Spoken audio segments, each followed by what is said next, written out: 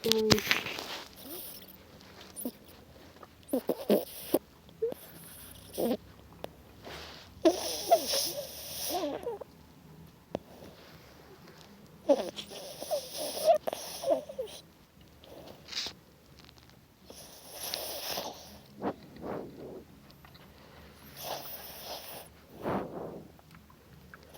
Pewnie tak, no.